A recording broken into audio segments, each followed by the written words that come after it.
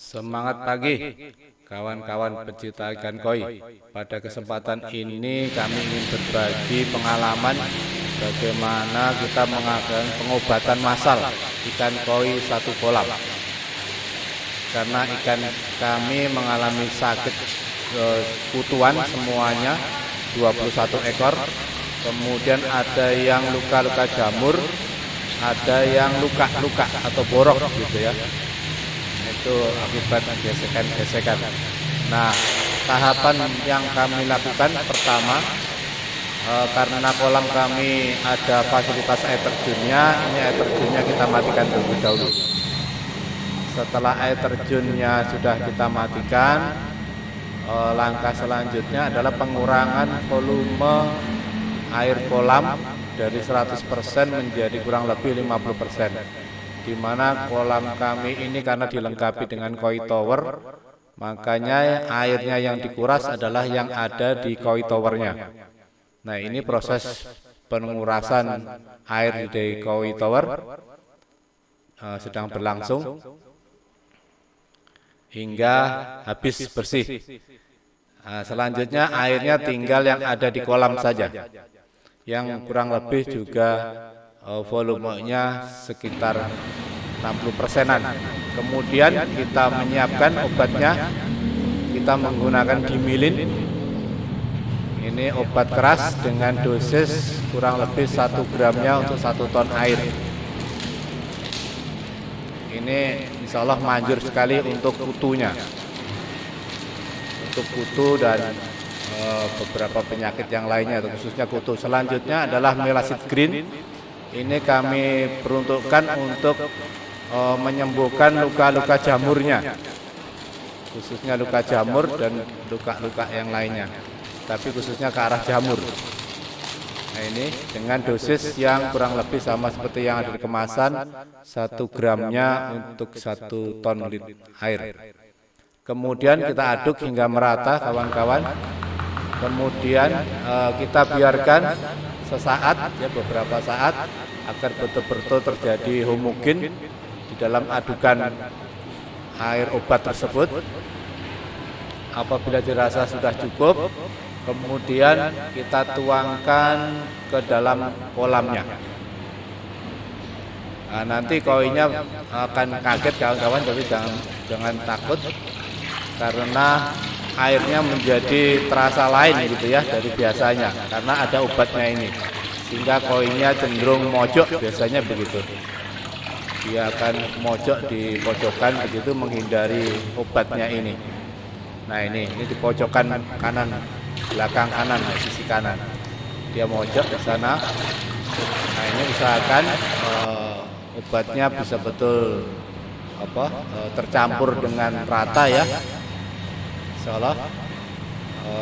Kemudian kita lihat besoknya, hari kedua, alhamdulillah kita lihat ikan koinya kondisinya aman saja, tidak mengalami overdosis dari obatnya. Jadi insya Allah kelihatannya aman. Kita lihat di hari ketiganya.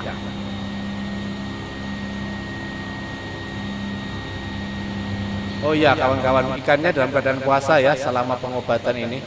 Hari ketiga kita lihat ikannya juga alhamdulillah aman-aman saja, sehingga perlu dilakukan pengobatan tahap kedua dengan dosis dan takaran yang sama.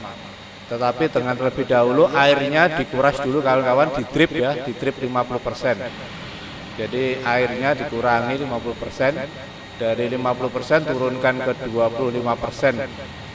Kemudian kita bikinkan formula lagi, dimilin dan melasid greennya.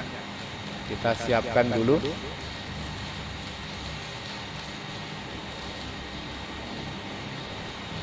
Ini takarannya karena sudah ada pengalaman kemarin, jadi kita sudah bisa mengestimasi volumenya kira-kira sesuai dengan volume air yang ada di kolam.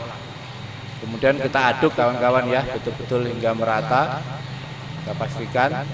Kemudian sekarang kita tambah dengan melasid greennya, khususnya untuk menyembuhkan jamurnya. kita jamur. Ini juga demikian, kemudian kita aduk juga hingga merata kawan-kawan. Kita aduk. Nah, sekiranya sudah mungkin, nanti kita tuangkan kembali ke kolam dengan kondisi airnya yang 25%. Nah, ini kita tuang ramuan obatnya tadi ya hingga merata. Nah, ini sudah kondisinya merata, kemudian kita naikkan airnya. Volume airnya kita naikkan kembali ke 50% lagi, kawan-kawan. Jadi kita isi airnya dengan air baru yang bersih ke volume 50%.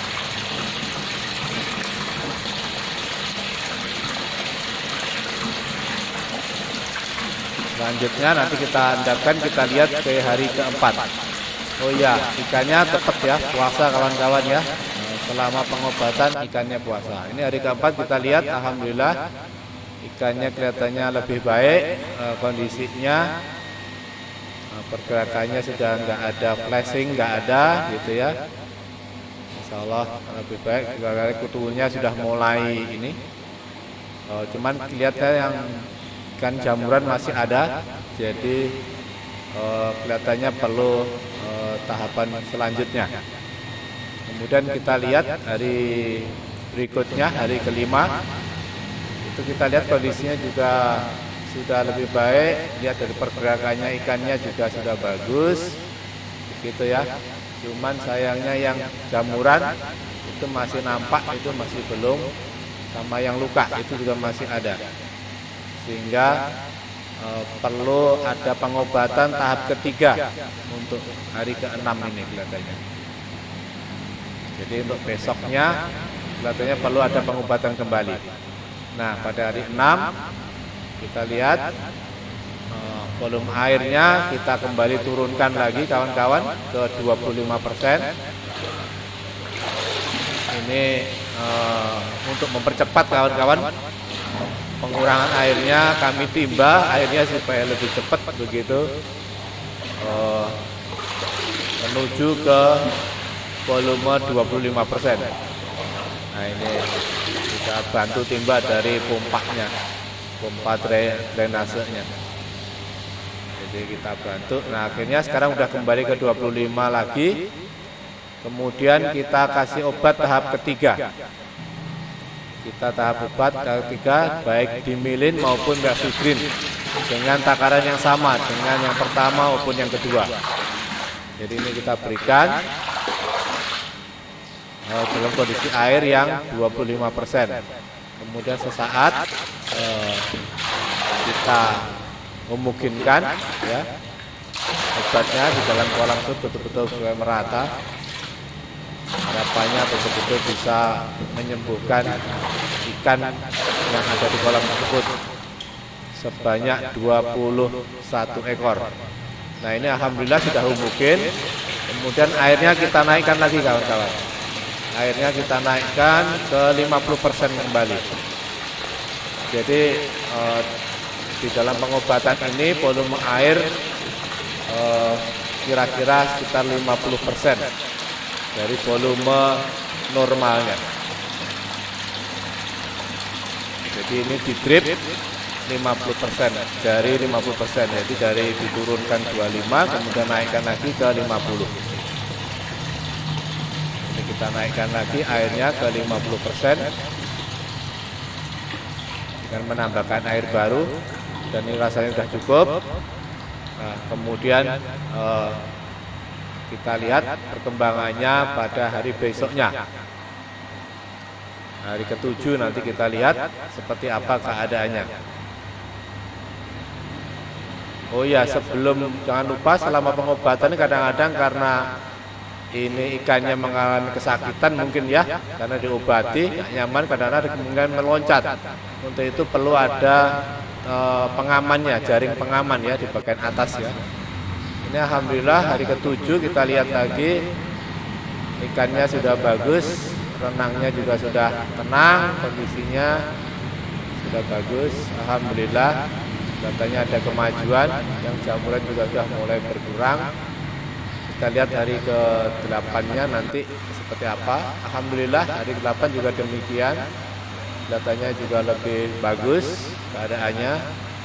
Dan kita lihat hari ke-9 apakah masih ada apa enggak. Kalau hari ke-9 itu bersih, ya insya Allah sudah nggak perlu pengobatan lagi gitu ya. Kita lihat ya hari ke-9 ini. Hari ke-9 kita lihat seperti apa keadaannya. Kita buka jaring pengamannya. Masya Allah ya, alhamdulillah ya. Anda bisa lihat semua ya, ikannya betul-betul sudah kembali pulih, sehat. Nah ini sehingga tidak perlu ada pengobatan tahap ke-4 ini.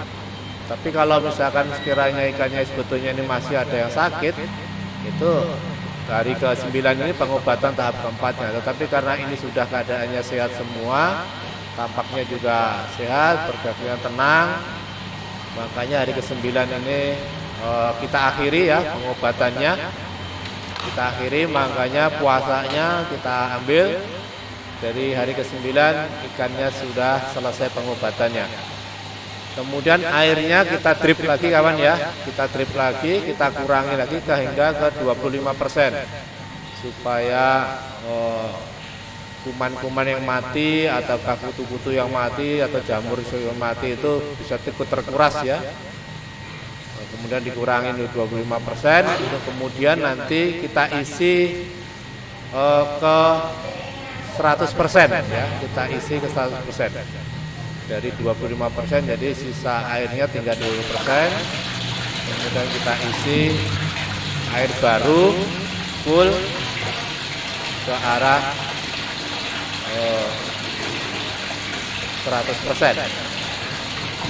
Nah ini airnya kawan-kawan, kami menggunakan air PDAM, tapi yang sudah kami endapkan kawan-kawan. Sehingga memang perlu hati-hati ya bagi kawan-kawan kalau menggunakan air PDAM, karena air PDAM ini tidak semurni air tanah ya, karena ini ada unsur-unsur kimianya. Jadi memang perlu harus ada tahapan pengendapan terlebih dahulu. Jadi kawan-kawan harus nyiapin terlebih dahulu, tidak boleh menggunakan air PDAM langsung. Harus air yang sudah diendapkan. Nah ini kita naikkan airnya di kolam. Kemudian juga kami kasih garam kawan-kawan.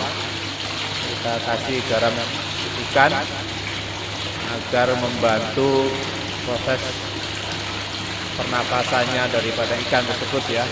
Dengan air baru ini penyesuaiannya bisa lebih rileks ya. Ya. Dengan kita kasih garam.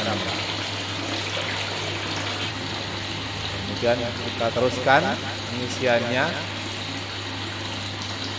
airnya hingga ke 50%, sebentar lagi sudah hampir nyampe 50%, kawan-kawan. Nah ini alhamdulillah sudah sampai 50%. Kemudian tahap berikutnya adalah airnya kita naikkan lagi kawan-kawan. Kita naikkan di koi towernya hingga menuju ke 100%.